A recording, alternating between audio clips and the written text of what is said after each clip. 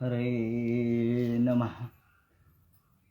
धर्माचा जणू मूर्तिमान पुतळा, धर्माचा जणू मूर्तिमान पुतळा, भासे जना भूवरी, भासे जना भुवरी, दीक्षा देऊनि जो जगतिया, दीक्षा देऊनि जो जगतिया, बद्धास हो उद्धरी. बद्धास हो उद्धरी. वाणीने वदता भागवती कथा, वाणीने वदता भागवती कथा, व्यासा प्रति भासला, व्यासा प्रति भासला, तो हा गुरु श्री जनार्दन असा, तो हा गुरु श्री जनार्दन असा, पाटांगणी शोभला. पाटांगणी सद्गुरुनाथ महाराज की जय.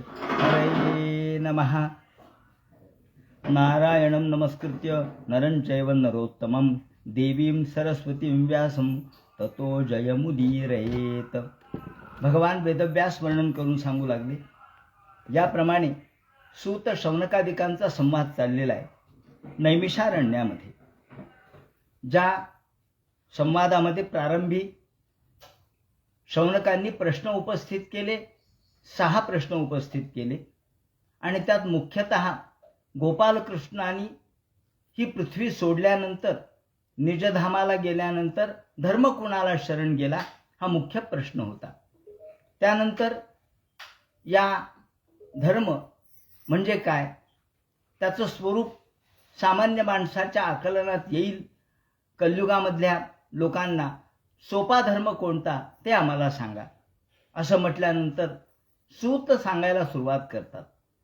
आणि सांगण्यापूर्वी सूतांनी शुकाचार्यांची म्हणजे आपल्या गुरूंची स्तुती केलेली आहे. यम प्रव्रजंत मनुपेत मपेत कृत्यम, द्वैपायनो विरह कातर आजुहाव, पुत्रेति तन्मयतया तरवोभिनेदुस तन सर्वरू भूतहृदय मुनिवानतोस्मी.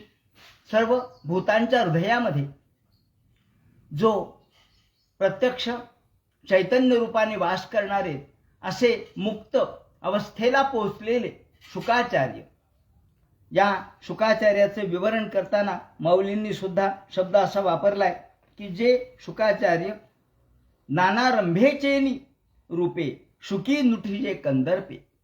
अहो, रंभा अप्सरा तिलोत्तमा जरी आल्या तरी ज्या शुकाचार्यांच्या अंतःकरणात वासनेची लाट उत्पन्न झाली नाही, किंवा वासना किंवा इच्छा यांचा थोडाही उद्रेक झाला नाही, नाना रंभेचे निरूपे शुकी नुठीजे कंदर्पे, माऊलींनी म्हटलंय.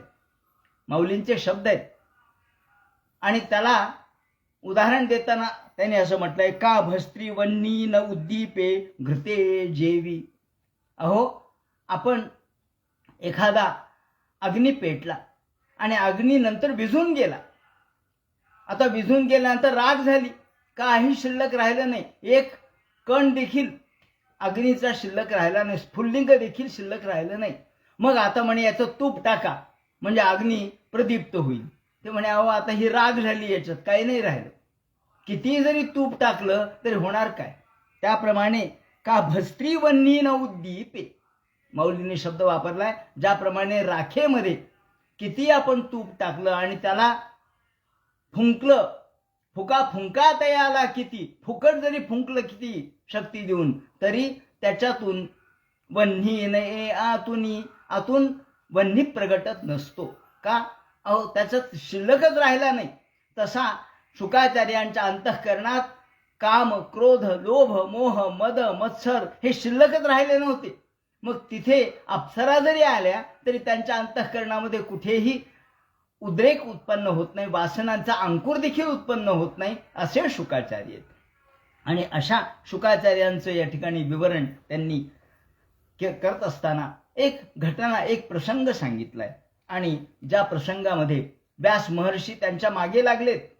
अरे शुका लग्न कर, शुका लग्न कर, शुका म्हणून मागे लागलेत. आणि शुकाचार्य सगळ्याच्या पलीकडे पोहोचलेले आहेत, सर्व कर्माच्या पलीकडे पोहोचलेले आहेत, सर्व कर्मग्रंथी नष्ट झालेले आहेत. आणि त्यामुळं यम प्रव्रजंत मनुपेत मपेत कृत्यम, केवळ एकटेच निघालेत. अपेत कृत्यम, सगळे कृत्य समाप्त झालेत आणि आता संन्यास घ्यायचा म्हणून निघाले. पण वडिलाला, पित्याला, मुलाची चिंता, हे वडिलाचं अंतःकरण आहे. आणि वडिलांना वाटलं आपण म्हातारे झालो, आता आपल्या आयुष्याचे किती दिवस राहिले, निदान पोरांनी तरी आपल्या घरी राहावं, ग्रहत्याग करू नये, म्हणून ते कातर झाले. त्यांचे ओठ थरथर कापू लागले. त्याचप्रमाणे त्यांचं अंतःकरण कळवळून आलं. पण शुकाचार्यांना वाटलं आता वडिलांना कसा उपदेश करावा. वडिलांना उपदेश करणं बरं नाही. वडील ज्ञानी आहेत, त्यांच्याकडून आपण ज्ञान घेतलंय, भागवतासारखं ज्ञान. बाकी सगळ्यांना त्यांनी प्रवृत्ती मार्ग सांगितला व्यास महर्षींनी, आणि फक्त शुकाचार्यांना भागवत शिकवलं. बाकी कोणाला भागवत शिकवलं नाही. फक्त शुकमाध्यापयामास, शुकाचार्यांनी याचं अध्ययन केलं आपल्या वडिलांच्याकडं. हे निवृत्ती मार्गाचा हा ग्रंथ आहे. आणि म्हणून शुकाचार्यांना एकदम उपरती झाली आणि ते निघाले. पण व्यास महर्षींना वाटलं की त्यांनी काहीतरी उत्तर द्यावं. शेवटी मग शुकाचार्यांनी झाडांच्या माध्यमातून हे उत्तर दिलेलं आहे. म्हणून आणि हे उत्तर झाडाच्या माध्यमातून कसं दिलं हे सांगताना त्यांनी म्हटलं, कालच आपण बघितलं की माऊलींनी भिंत चालवली, रेड्या मुखी वेद बोलावले, तर शुकाचार्यांना झाडाच्या मुखी उत्तर देणं काही अवघड होतं का? त्याचं उत्तर त्यांनी दिलंय, तम सर्वभूत हृदयम मुनिमानतोस्मी. सर्व भूतांच्या ठिकाणी त्यांनी आपलं अंतःकरण प्रवृत्त केलं. सर्व भूतांच्या ठिकाणी आपलं अंतःकरण त्या ठिकाणी एकरूप केलं. काही फरक नाहीये. योग्यांना हे जमतं. योगी काय करतात, आपल्याला आपलं अंतःकरण दुसऱ्याच्या शरीरात घालता येत नाही, दुसऱ्याच्या शरीरावर आपला अधिकार चालत नाही. पण योग्यांना हे जमतं. ते आपलं अंतःकरण दुसऱ्याच्या शरीरात प्रविष्ट करतात आणि त्याला प्रेरणा देतात. आणि लोकांना वाटतं अरे वा, रेड्याच्या मुखी कसं काय वेद बोलावले. माऊलींनी आपलं अंतःकरण त्यांच्या अंतःकरणामध्ये प्रविष्ट केलं.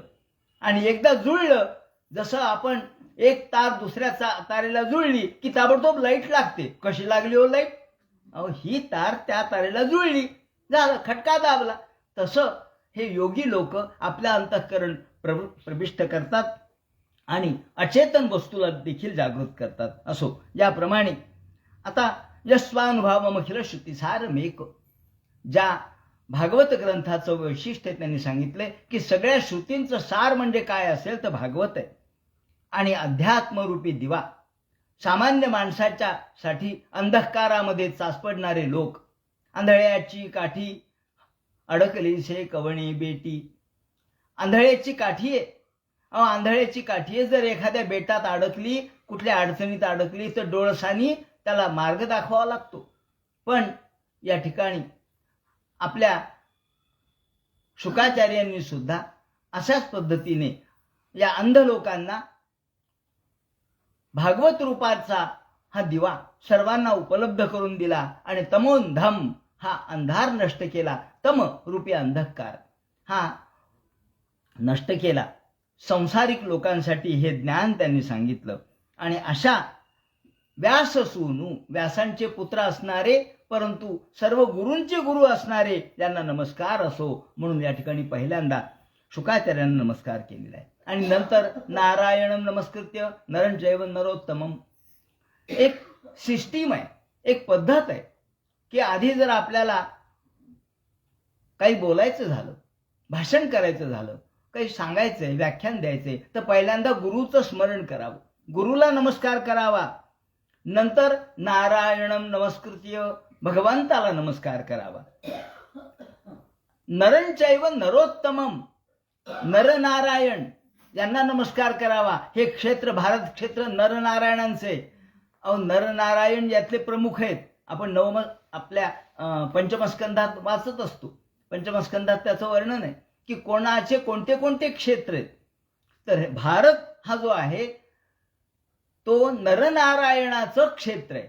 मग आपण क्षेत्रपालाला महत्व देत नाही का? एखाद्याच्या घरी आपण गेलो, ज्याचं घर आहे त्याला न विचारताच आपण वस्तूला हात लावतो का?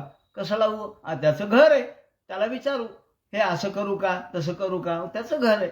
तसं हे भारत देश हा नरनारायणाचं क्षेत्र आहे, म्हणून नरनारायणाला नमस्कार असो. त्यांना नमस्कार केलाय. त्यानंतर देवीम सरस्वतीम व्यासम, प्रत्यक्ष देवी सरस्वती शारदा तिला नमस्कार केलाय. कारण शारदा ही विश्वमोहिनी आहे. माऊलींनी तिला विश्वमोहिनी म्हटलंय. ही संपूर्ण शब्दाची जननी आहे. त्या जननीला नमस्कार केला पाहिजे. कारण ज्या शब्दातून आपण बोलतो आहोत याला वाचारण म्हणतात बरं का. माऊलींनी अमृतानुभवामध्ये वाचारण प्रगट केलंय. वाचारण म्हणजे काय, किती सूक्ष्मता आहे पहा. आपण घेतलेले उसनं परत करत नाही. आपण या ठिकाणी एखाद्याचे घेतलेले पैसे परत करत नाही. कधी घेतले होते, लिखापडी आहे का, कोणी साक्षीदार आहे का? अरे तुझं मन तुला साक्षीदार आहे. पण नाही, इथे त्यांनी म्हटलंय आपण जी भाषा बोलतो ना, मग आपल्याला आपोआप आली का भाषा? नाही आली. आपण ती आत्मसात केली. कारण आपले आई वडील बोलत होते, आजूबाजूचा समाज बोलत होता. मग ही याच्यावर आपला अधिकार आहे का? नाही. याच्यावर अधिकार कोणाचा आहे? जी आपली आपण भाषा म्हणतो ती सुद्धा आपली नाही. आपण ती उसनी घेतली. कोणाकडून? शारदा देवीकडून. म्हणून याला वाचारून असं म्हणतात. आणि हे वाचारून सुद्धा फेडलं पाहिजे. पितृऋण फेडू आपण, मातृऋण फेडू, आचार्यऋण फेडू, वाचारून सुद्धा फेडलं पाहिजे. माऊलींनी या अमृतानुभवामध्ये वाचारुणाचं वर्णन केलेलं आहे की आपण जे शब्द वापरतो, जी भाषा वापरतो, त्या भाषेवर सरस्वती देवीचा अधिकार आहे. आणि म्हणून तिला नमस्कार केला पाहिजे. म्हणजे तिचं ऋण फिटून जातं. त्यांना काही लागत नाही. तुम्ही नमस्कार करा बस. पण तुम्ही नमस्कार न करता जर एखादी गोष्ट करायला लागलात तर मग मात्र त्यातून तुमचा अहंकार दिसतो. अहंकार कसा दिसतो हे एक उदाहरणाने सांगतो.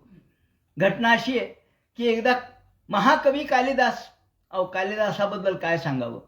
कालिदासानी शब्दाच्या द्वारे अशा पद्धतीने लोकांना मोहित केलं होतं की एकदा महाकवी कालिदास यांच्याकडे एक ब्राह्मण आला. आणि आल्यानंतर तो म्हटला, महाराज मी दरिद्री ब्राह्मण आहे, मला या मुलाची मुंज करायची आहे, मला पैसे पाहिजेत, राजाकडून तेवढे पैसे मिळवून द्या. कालिदास म्हणले, हरकत नाही, पण एक काम, तुला काय येतं? मला काही येत नाही म्हणले. एखादा मंत्र तो सुद्धा येत नाही. मी ब्राह्मण आहे पण मला काहीच येत नाही, मंत्र नाही, तंत्र नाही, काही नाही. म्हणले आता मग भोजराजा होता. भोजराजा दानशूर होता, पटाईत होता, पण विद्वानांना देत होता. म्हणले पण तुला एक काम करावं लागेल. म्हणले तुम्ही आता एक काम करा, तुम्ही माझे गुरु. ते म्हणले तुमचे गुरु? हो, तुम्ही माझे गुरु म्हणून वावरायचं. राजाला मी सांगतो माझे गुरु आलेत, माझे गुरु आलेत, माझे गुरु आलेत. मग मी काय म्हणू? आशीर्वाद द्यायचा? काही नाही. म्हणले उष्ट्र. तर त्याला उष्ट्र काही म्हणता येईना, एवढं रण ठण ठण. तो म्हणला उषंटर. बरं ठीक आहे म्हणले, उषंटर. तो उषंटर, उष्ट्र नाही, उषंटर. हा उषंटर म्हणून. मग कालिदासाला उशीर का लागला म्हणून राजाने प्रधानाला पाठवलं. ते म्हणले, अहो महाराज आमचे गुरु महाराज आलेत. हा, तुमचे गुरु महाराज आले, मग आमच्याकडे बोलवा, पालखी पाठवा. पालखीमध्ये गुरु महाराजांना बसवलं आणि आणलं. काय त्यांचा जय जयकार केला. गुरु महाराज, गुरु महाराज. कालिदासाचे गुरु आहेत, कालिदासाचे. कालिदास इतका मोठा तर त्यांचे गुरु किती मोठे. याप्रमाणे बसवलं आसनावर. राजाने अर्घ्य पाद्य विष्टरांनी पूजा केली आणि नमस्कार केला. नमस्कार केल्यानंतर यांनी आशीर्वाद, उषंटर. उषंटर हा काय आशीर्वाद आहे म्हणलं.